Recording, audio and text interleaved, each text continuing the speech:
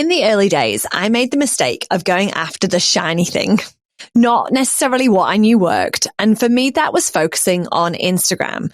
I was building a mastermind and doing really what I set out to do, which was to empower small businesses with the knowledge, skill sets, tools, and templates that have supported large and enterprise businesses to sell. What I realized very early on is that organizations in their younger years needed the tools, the skill sets, the development, the enablement, and the knowledge to be able to accelerate their business to live as long as large businesses, as long as enterprise businesses, and to be around for 100 years plus with a large and scaling team. And so as I look back across the 4 years in business, I want to bring you 4 episodes back to back with my 4 lessons in 4 years. We're about to approach our 4th birthday, and I thought this was going to be a great way to share and really dive into some of the knowledge that I've had and that I've learned and the things that I've learned over the last 4 years. But it was actually really hard for me to narrow down to only 4. So I have chosen the 4 that I believe will be the most impactful for you listening. And so the first lesson I'm going to be sharing with you is to go for what you know. Now, for those of you who don't know the story, I'd spent over 12 years in corporate sales, in tech sales, in the tech, cyber and hosting industry. And I'd built a great reputation in Manchester. I'd worked for some really cool organizations. I'd flown to Necker Island. I'd brunched with Richard Branson. I'd ran sales teams, grown sales teams. I'd navigated 10 starters every week. And brought them through so that they were able to hit the phones and to really have an impact within the business very quickly. And I moved countries, I moved to Australia, and I built up a recurring annual revenue that I just didn't even believe was possible.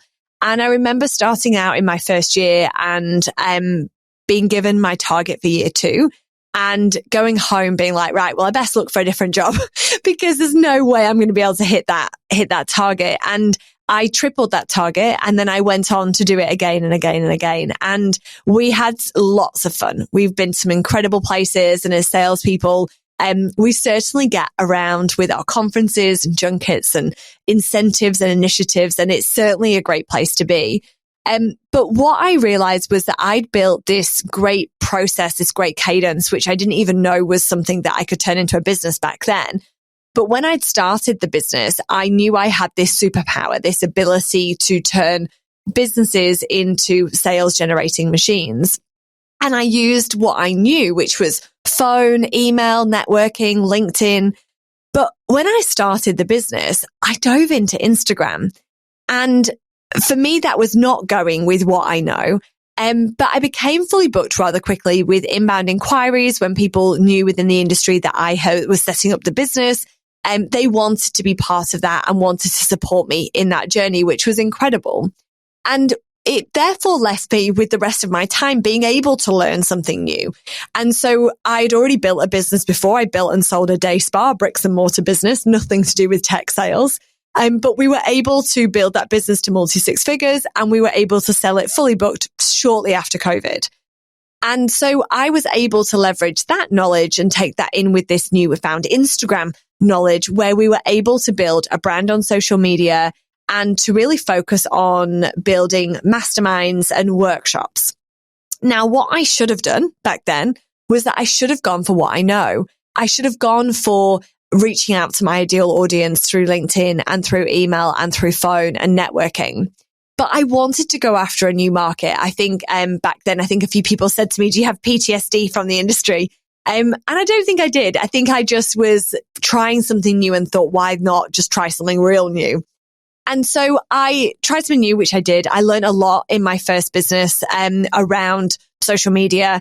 But when it came to building this mastermind, I ran this mastermind for 2 rounds over 12 months, and I was able to achieve reaching a totally different market. So for me, there's certainly nothing ever lost. And if you've been here for a little while, you'll hear I talk a lot about you either win or you learn, you never lose.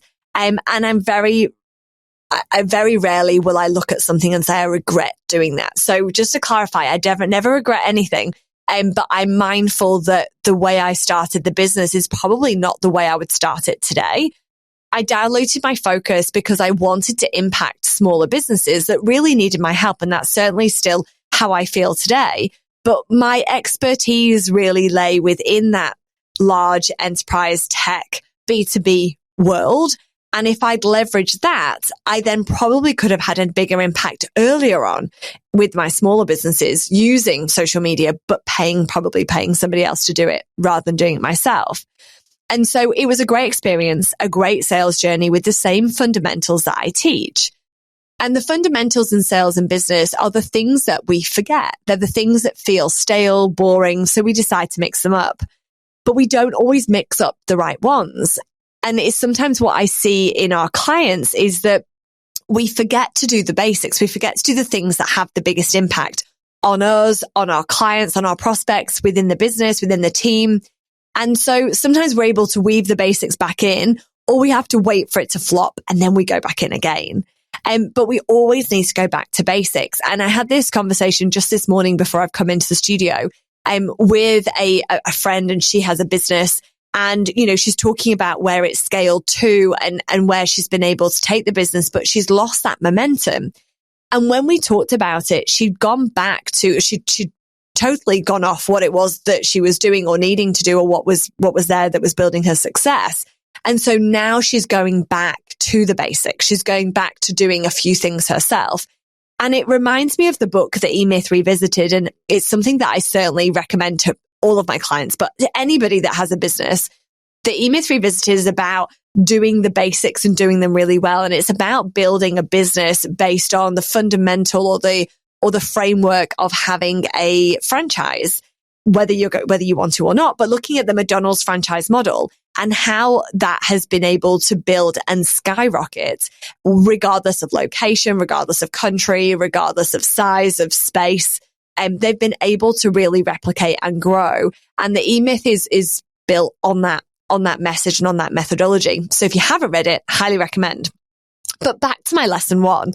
And so this lesson is what I'm sharing with you is a reminder to go for what you know. And just because somebody else is doing something else or saying that this will work better or it looks shinier, it looks bigger and better than what you think you're doing, then certainly learn and adapt, but don't throw it all out. Go back to what it is that you know, because that's what worked for you previously. And if you are having a rubbish week, a rubbish day, a rubbish month, a rubbish quarter, even a rubbish year, go back to when you were having the best time. Go back to when you were generating the most amount of opportunities. Go back to when you were able to run your business without stress, whether you're a business owner or whether you're in sales or whether you run a team. All of this can be applied to everything that we do in every part of our life. If we know that we had lots of energy back in the beginning of January, go back to what we did at the beginning of January. Was it because we were having a slower pace of life? Was it because we were getting lots of sunshine? Or was it something else entirely? But thinking about what we did when we were successful will help us to go back. If we go for what we know and we start there with any new project or anything that we are trying to do, I know that we would have had a different beginning. And I'm not saying it would have been better, but I know it would have been different. And I know that we still would have learned. But for me, I know that we took our eyes off the prize in terms of what it is that we know we can have an impact in our corporate organizations. And we're doing that now. It took us maybe 6 to 12 months to really find that pathway and really find out how we could support so many clients at once. A little insight: when we first started out, we were a consulting business, and I was working with 3 or 4 clients throughout the year.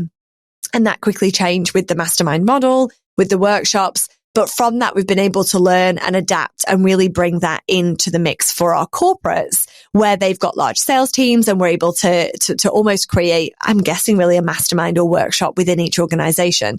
So we've certainly learned a lot. But for me, I would say go for what you know and really dive into that, lean into that. And if things get too noisy, just slow down, just cut the noise. Go back to what it is that you know, because that is what people have chosen. That's who people have chosen to work with, is you and your knowledge and your skill set.